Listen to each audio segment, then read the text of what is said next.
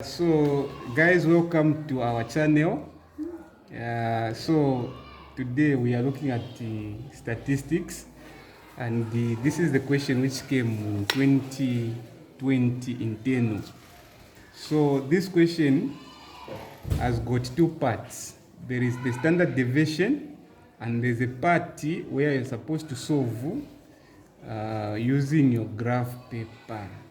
So if you look at the instruction, it says the table below shows the distribution of length of plots in a certain locality. Okay, so what we are saying, the first question we're saying, calculate the standard deviation. Now, how do you find the standard deviation? The standard deviation has got two formulas. If you look at your paper, that's the first part, the first page of every mathematics paper 2. There are formulas for statistics.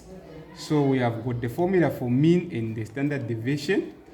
On the standard deviation, we have got two parts. We have got the ungrouped data and we have got the grouped data. So if your question comes on the ungrouped data, this is the formula for finding the mean. We have mean, which is x bar, equals to the summation of x over n, where n stands for the number of data values. Then SD, that is the standard deviation. You can either use this formula or you can use the other part. Then when a question is on grouped data, you find mean, which is x bar, as the summation of fx dividing by the summation of f, where the standard deviation, you use this or that. So let's go to our question and then we identify what type of data we are given. So always remember, if a question is on ungrouped data, use this part, use this formula. If your question is on the grouped data, you use this formula. So let's look at the data that we have and then we should identify. When you look at this data, it says the table shows the length, the distribution of length of plots in a certain locality. So it's like we have got this locality and then they are distributing the plots. So we have got this interval from 1 to 5. So this data was divided, meaning that we have the length of plot in meters. So from 1 meter to 5 meters, there's a frequency of 0, meaning no one was given this plot with this area. But when you look at this one, the plot from 6 meters to 10 meters, 2 people, the frequency represents the number. Okay, so meaning 2 people were given the plot of this area. Then we have that. So if a data is given like this, it means this is grouped data. Now, how do you find the standard deviation for grouped data? There are two formulas for finding that. But we are going to, so I'm just going to show you the formula and then you know what to do. Okay, so we are going to do this. You are supposed to come up with a table like this. Supposed to come up with a table like this. Supposed to come up with a table like this. So, wait, what's up?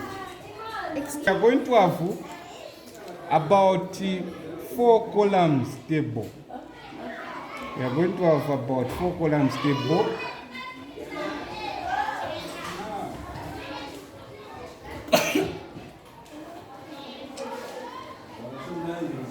So we're supposed to have 5 columns table, not 4.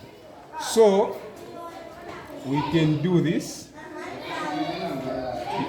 This question is answered on the answer booklet or the answer sheet. So here we have length in meters. And then we have the frequency. So we have the length in meters, then we have the frequency here. Then we can have the x, which is the midpoint.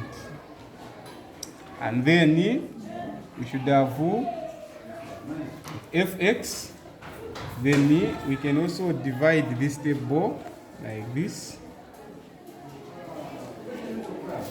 where you simply say you have x squared, then you have fx squared, like that. So on length in meters, you are going to be given the data values. Like we have 1 to 5, you write 1 to 5, we have 6 to 10, 11 to 15, 16 to 20, 21 to 25, 26 to 30, and 31 to 35. So these data values you are going to be given.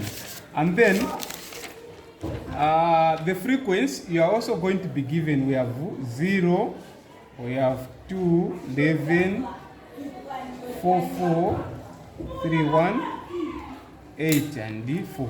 Now, this one, x, is the midpoint. How do you find the midpoint? We are going to do this. We have this. How do you find the midpoint? We add this plus this. 1 plus 5, it is 6. 6 dividing 2. Since it's the midpoint, you get 3 here. Then we have 6 plus 10, that is 16. 16 divides 2, you get 8 here. We have 15 plus 11. 11 plus 15, we get 26. 26 divides 2, you get 13. We have 16 plus 20, which will give you what? 36. 36. 36 divides 2, you get 18. You get 18. Then 21 plus 25, that is 46. 46 divides 2, you get 23. Yes. Then 26 plus 30, that is 56. 56 dividing 2, you get 28. 8.